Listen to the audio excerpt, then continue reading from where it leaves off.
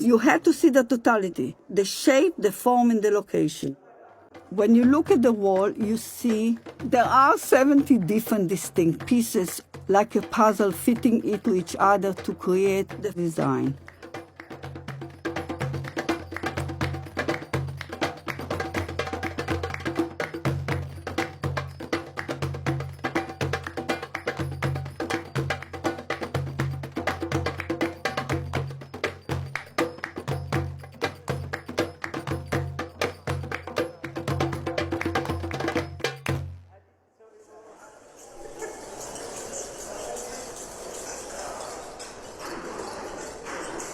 We were working in Morocco for almost 6 months, in which we fabricated all the loose tiles for the zillige.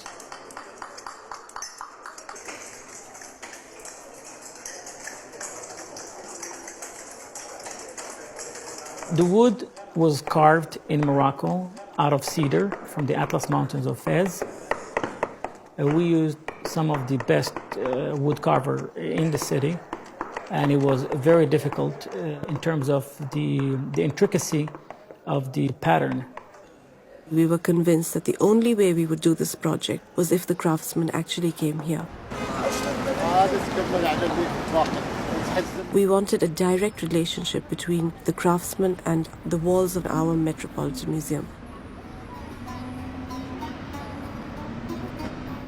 For us, we were transported back to the year 1300.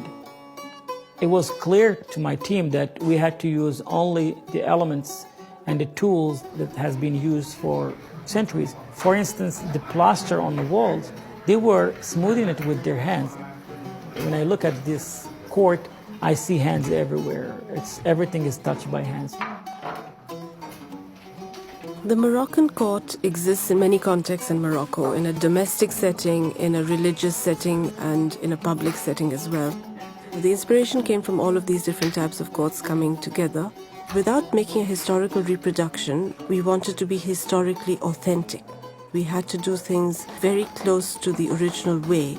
So we had to scale things down very precisely so that your eye wouldn't feel that things were wrong. Your eye has to have a sense of complete harmony when you look at these elements. The government of Morocco, for our project, released a special kind of stucco which they don't normally export. It's got a wonderful reddish hue, and you see this reddish color in Marrakesh particularly. Through the process of carving, they have to keep it moist, and it retains this soft and malleable quality for months afterwards. In fact, it's very fragile until it completely hardens. What's incredible is that if you make a mistake or you want to change something, you can just slap some more plaster on and shape it and carve it. It's got a kind of soft quality, and then at the same time it hardens just enough so that when you need to get your chisel in there and make it into definite shapes, you can do that as well. And then they have a series of tools. Some of them are as fine practically as toothpicks. And with these tools, they apply themselves to carving the surface of the stucco based on stencil designs that they have applied. There is a movement to the whole nature of the carving. They are able to create effects of leaves going over vines, under other leaves. They are extremely sculptural. It's an arabesque almost in 3 dimensions.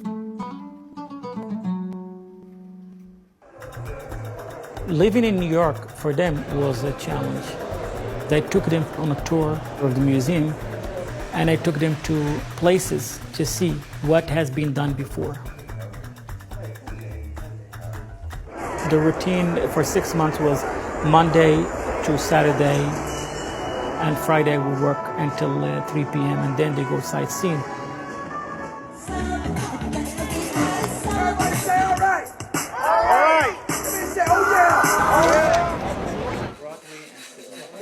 It's easy to recreate medieval designs, but difficult to get them in proportion with the rest of the space and relative to the other elements. We had to act as extremely high patrons. We had to do things very close to the original way. In the old days, creation of these wall patterns would have been done with a lime-based mortar and done directly on the wall. But it burns through the skin and causes horrible injuries. So what they generally do now is create intricate mosaic tile pattern on a floor, upside down basically. The surface of these shapes is colored, it's smooth and brilliant, but the reverse of these shapes has to be cut into a particular beveled style so that they interlock well with each other. And then they pour into a concrete-based mortar, which allows it to get completely solid. We had to get some variation of colors. For instance, 3 shades of blue, there are 2 shades of green, so it has the characteristic of an ancient, antique panel. We match the colors right back to the authentic palette of the 14th and 15th centuries. There seemed to be a standard type of ceiling that was used for the madrasa courtyards of Fez. We thought that worked because it was so three-dimensional and exciting. It has those projecting corbels, really add a bit of life to the surface. Although, of course, we've had to miniaturize the whole thing because we don't have much space. It's a completely different scale. We needed to make the room in the proportion that will be adaptable to human scale, yet hint at the grandeur of Moroccan Andalusian style. When the New York Times wrote about us, they were carrying the newspaper with them every single day. They became celebrities. And definitely it was giving them this fuel to go above and beyond their capabilities. At certain points, they actually departed from the design because they were so inspired to do better. Muhammad just said, I'm going to leave the design aside and I want to do something for you that I've never done before. That's going to be a freehand drawing based on a historical precedent. They have to have mastery over the symmetry and the geometry of these patterns. And it's the interlocking of these simple forms that leads to the complexity of the surface decoration that you see. It's very mesmerizing, actually. No matter how stylized it is, there is an underlying logic that does not break down. That's an important part of the heritage that they are keeping alive. Most craftsmen all over the Muslim world tend to be Sufis. Much of the work that they do reflects a kind of devotional spirit. For example, the craftsmen actually stylized the veining of the leaves to reflect the name of God. Allah, in Arabic script, is written essentially in a series of vertical strokes terminating in a rounded form. Very understated element in the decoration, but if you want to see it, it's there. To acknowledge that these spaces and this work has a spiritual dimension to it only enhances it and makes us understand how human beings are capable of doing things that require such dedication.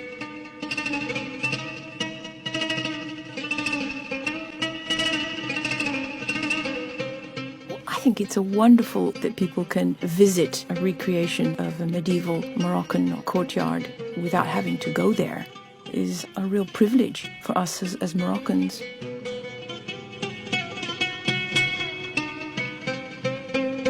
This place is a constant reminder of harmony between 2 different cultures. The strength of Moroccan design is to understand the beauty of the simplicity of the old world.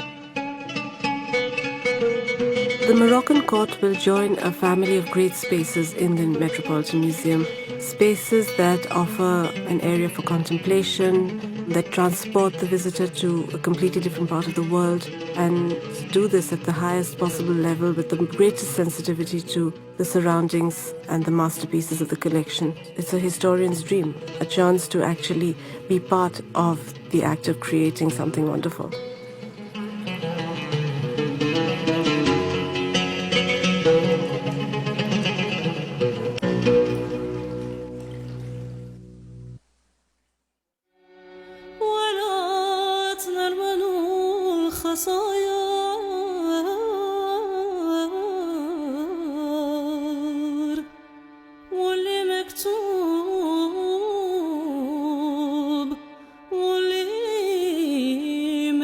في جبينه